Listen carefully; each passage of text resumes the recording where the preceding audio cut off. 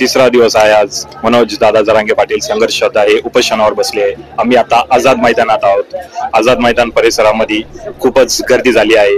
लाखो मराठे आझाद मैदान परिसरामध्ये आलेले आहे. त्यातच आपण काहींची प्रतिक्रिया घेऊया. कुठून आले तुम्ही? मनोज दादांचा बालेकिल्ला बीड जिल्हा. बीड जिल्हा. नमस्कार, तुमचं काय नाव? नमस्कार सर, मी प्रभाकर कुठे गेवराई बीड. गेवराई. तर आज तिसरा दिवस आहे मराठा आरक्षणाच्या लढाईचा. तर काय वाटतंय, कधीपर्यंत तुम्हाला अपेक्षित आहे की सरकार आपल्या सगळ्या मागण्या मंजूर करतील म्हणून? सर 2 वर्ष झाली.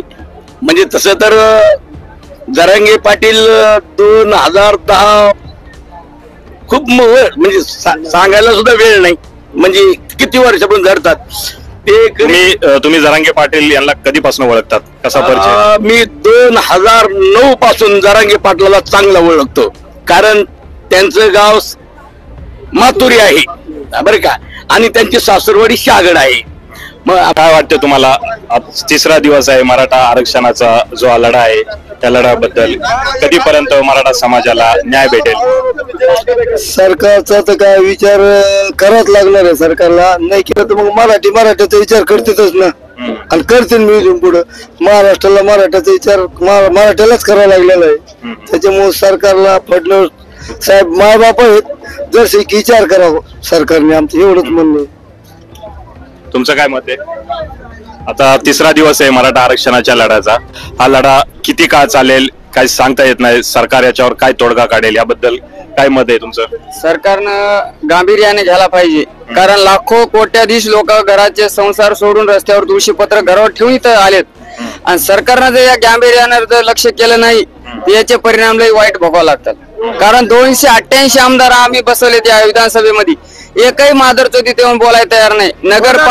नगरपालिकेनं कुठली सुविधा केली नाही, किंवा अन्नछत्र बंद केलं, टपऱ्या बंद केल्या, दुकानं बंद केले, खानावळ बंद केली, अनेक प्रकारचं काही बंद केलं. पण आम्ही मराठ्यांनी गावाकडून, या मराठवाड्यातून, खानदेशातून, पश्चिम महाराष्ट्रातून सगळं अन्न पुरवलंय.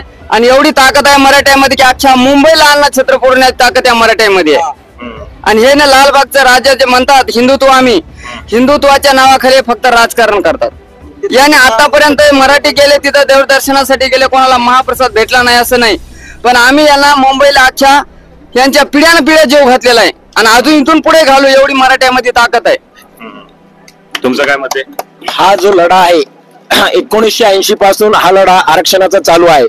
याची उगमस्थान जर पाहिलं असेल तर अण्णासाहेब पाटील जे मराठ्याचे योद्धा होते, यांनी आरक्षणाच्या लढ्यामध्ये 1980 साठी हा लढा उभारला होता. आणि अण्णासाहेब पाटील हे नाव महाराष्ट्रासाठी खूप मोठं नाव आहे, हे नाव सरकारला सुद्धा माहीत आहे. आणि अण्णासाहेब पाटील यांनी आरक्षणापायी स्वतः आपलं गोळी घालून आत्महत्या सुद्धा केलेली आहे. त्यानंतर महाराष्ट्रामध्ये अनेक संघटना आल्या आरक्षणापायी, छावा संघटना असो, आणि आता जे आत्ताच्या काळामध्ये मनोजदादा पाटील हे आरक्षणासाठी लढा लढत आहेत. आणि 58 लाख नोंदी महाराष्ट्रात कुणबी म्हणून सरकारजवळ याची दखल घेतलेली सुद्धा आहे. आपण जर पाहत असताल की पूर्ण विदर्भ, पंजाबराव देशमुख त्या काळातील एक महान थोर होऊन गेलेले आहेत. त्यांनी जाणलं होतं की भविष्यात आरक्षणाची गरज मराठ्यांना पडणारच आहे. त्यासाठी पूर्ण विदर्भ आरक्षणामध्ये कुणबी मराठा म्हणून येतोय. आणि महाराष्ट्रात, पश्चिम महाराष्ट्र सुद्धा बऱ्याच प्रमाणात कुणबी नोंदी आहेत. स्वतः शरद पवार साहेब हे सुद्धा कुणबी मराठा म्हणून त्यांच्याकडे प्रमाणपत्र आहे. त्यानंतर शरद पवार साहेब यांच्याकडे कुणबी प्रमाणपत्र आहे असं तुमचं? नक्कीच आहे. पवार घराण्याकडे कुणबी मराठा प्रमाणपत्र आहे. राधाकृष्ण विखे पाटील यांच्याकडे आहे असं माझ्या माहिती. समितीचे जे राज्य सरकारनं उपसमिती स्थापन केलेली आहे, त्याचे जे उपाध्यक्ष किंवा अध्यक्ष विखे पाटील आहेत, हे काम पाहत आहेत. आणि काल जे शिंदे समिती आज दादाला भेटण्यासाठी काल आलेली होती, पण दादांनी त्यांना एकच मागणी केली होती की मराठवाड्यातील सर्व मराठा समाज हा शेतकरी आहे. मी सुद्धा, माझ्या पणजोबा, माझे आजोबा, माझे वडील आणि मी सुद्धा एक शेतकरी आहे. त्यामुळे मला सरकारला सांगायचंय की आम्ही पिढ्यानपिढ्या कुणबीच आहोत, आणि कुणबी म्हणूनच आम्हाला 27% ओबीसी जे आरक्षण आहे त्यामधूनच आम्हाला कुणबी म्हणूनच आरक्षण हवं आहे. जर सरकार देऊ शकत नसेल तर त्यांनी या गोष्टीचा गांभीर्याने विचार करावा, आणि येणाऱ्या काळामध्ये पूर्ण महाराष्ट्र पेटल्याशिवाय राहणार नाही, हेच आम्हाला सरकारला म्हणायचंय. आणि स्वतः मुख्यमंत्री साहेब बोलले आहेत की आरक्षण देण्याचा अधिकार राज्यालाच आहे. हे शब्द स्वतः मुख्यमंत्री साहेबांच्या तोंडून निघालेले आहेत. आणि आम्ही बसवलेला आहे पंतप्रधान साहेबांवर, बीजेपी पंतप्रधान म्हणून बसवलेला आहे, आम्हीच बसवलेलं आहे. आम्हीच हिंदू आहोत की त्यांनी आतापर्यंत आम्ही केंद्रात सुद्धा त्यांना बसवलंय आणि बहुमतानं राज्यात सुद्धा आम्ही बसवलेलं आहे. फडणवीस साहेबांना सुद्धा आम्ही बसवलेलं आहे. मी एक संघाचा कार्यकर्ता आहे, संघाचा कार्यकर्ता आहे, तसाच मी एक मराठा स्वयंसेवकही आहे. मी एक मराठा संघ म्हणतो. आज संघाला शताब्दी वर्ष, पूर्ण 100 वर्ष पूर्ण होत आहेत. यासाठी संघ समानता आणत आहे. संघ समानता आणतोय. कुणबी आम्ही खेड्यात राहणारे माणसं आहेत. आम्ही 12 बलुतेदार, साकार, कुंभार, म्हातार, सुतार हे सगळ्याच 12 बलुतेदारांना आम्ही पोहोचलेलो आहे. आम्ही शेती करून आतापर्यंत आम्ही त्यांना पोहोचलेलं आहे. आम्हाला जे आलेलं धान्य आहे आम्ही वाटून खाल्लेलं आहे. आणि सरकार जेव्हा आज आमच्या मुलावर वेळ येते की आमची मुलं खूप शिकतात पण आरक्षणापायी कुठेतरी आज पाठीमागे पडत आहेत. मायबाप सरकार, तुम्हाला हात जोडून विनंती आहे की लवकरात लवकर मराठ्यांना आरक्षण द्या आणि येणाऱ्या आमची भविष्यातली पिढी वाचवण्याचा प्रयत्न करा. याचा तुम्हाला खूप मोठा आशीर्वाद लागेल. आम्ही खूप पॉझिटिव्ह घेऊन बोलतो आहे सरकारला. आम्हाला सरकारला दोष द्यायचा नाही, पण जर सरकारनं आमचं ऐकलं नाही तर याच्या भविष्यात सरकारला खूप मोठे परिणाम सुद्धा भोगावे लागतील. हेच आम्हाला सरकारला सांगायचं आहे. खूप खूप धन्यवाद. भारत माता की हॅलो हॅलो मराठा. कुठून आले तुम्ही? मनोज दादांचा बाले किल्ला बीड जिल्हा. बीड जिल्हा. तुम्ही? बीड जिल्हा, मनोज दादाचा बाले किल्ला, बीड जिल्हा. नाव काय तुमचं? प्रकाश सोनबालोटी. तुमचं काय नाव? नितेश रघुनाथ वाघ. तिसरा दिवस आहे, तर काय वाटतंय की सरकार कसं आपल्याला हे आरक्षण देणार आहे? काय परिस्थिती आहे सध्या? सरकारचं तर सध्या आमच्याकडे लक्ष नाही, पण मनोज दादाचा शब्द देतील त्याप्रमाणे आम्ही चालणार आहोत. जोपर्यंत दादाचा जो आदेश तो आमचा हे असणार. आता पहिल्या दिवशी खूप अडचणीला समोर जायला लागले की अन्न वगैरे नव्हतं, पाण्याची पण व्यवस्था नव्हती. त्यानंतर आम्ही सगळं आमच्या घरी येऊन तयारीने आलतो. यांनी दुकाने बंद केले, काही केलं तरी आम्हाला काही मराठ्यांना फरक पडत नाही. आम्ही घरून निघताना सगळं तयारी करून आलो होतो. भाकरी, चटणी आम्ही सगळं बांधून आणलेले सोबत. किती दिवस तुम्हाला वाटतं की हे चालेल आंदोलन? किती दिवसाच्या तयारीने आले आहात तुम्ही? आम्ही महिनाभर चाललं तरी आमची तयारी राहायची, पण आम्ही आरक्षण घेतल्याशिवाय वापस जाणारच नाही. तुमची काय प्रतिक्रिया आहे? त्यांची तीच आमची प्रतिक्रिया. हा बोलला तोच. आता फडणवीस सरकारचं काल शिष्टमंडळ आलं होतं आझाद मैदानामध्ये चर्चा करायला, शिंदे समिती.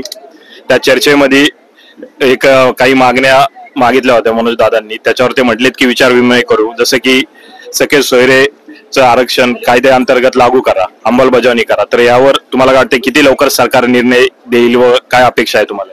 नाही, त्याच्यावरती बोलण्या इतके आम्ही अभ्यासू नाहीत. आम्ही फक्त एकच करू शकतो, मनोज दादांचा काय जो आदेश येईल तेवढा मान्य करणार. तुम्ही कुठून आले? बीड जिल्हा, पाटोदा तालुका, महादेव प्रल्हाद वाघिरे. आम्ही सगळे एकाच गावचे. एकाच गावचे का? तुमचं काय मत आहे? मग दादाचा जो दादाचा आदेश तो आमचा आदेश. दादांनी जर महिनाभराची मुदत दिली राहण्यासाठी तर आम्ही महिनाभर तयारीनं आलो, तयारीनं राहू महिनाभर. इथलच्या लोकांनी आम्हाला खूप सहकार्य करायला लागले. ते आता इथलचे मुंबई मधले आमचे बांधव खूप सहकार्य करायला लागले, त्याच्यामुळे त्यांचं पुन्हा आभार. पहिल्या दिवशी असं बोल. मुंबईकरांचे खूप खूप आभार. त्यांनी एवढं जर सहकार्य केले की आम्हाला अपेक्षा पण नव्हती, तेवढं मुंबईकरांनी आम्हाला सहकार्य केलेले. त्यामुळे त्यांचे पुन्हा एकदा अजून एकदा आभार.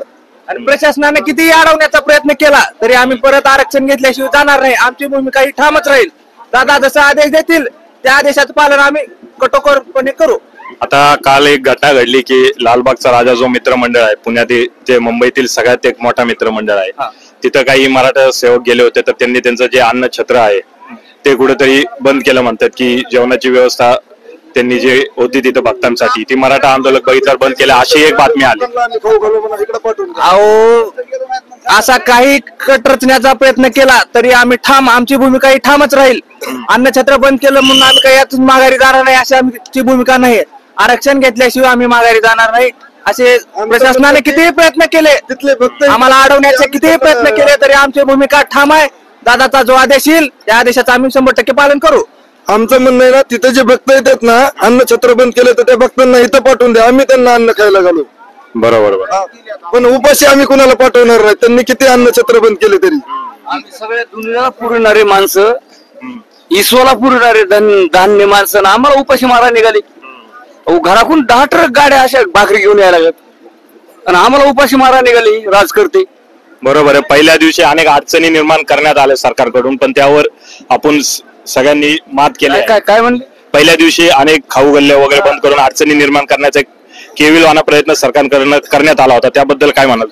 अहो, आम्ही जगाला पुरणारे धान्य माणसं आणि आम्हाला आमचं अन्न बंद करायची कुठले कोण?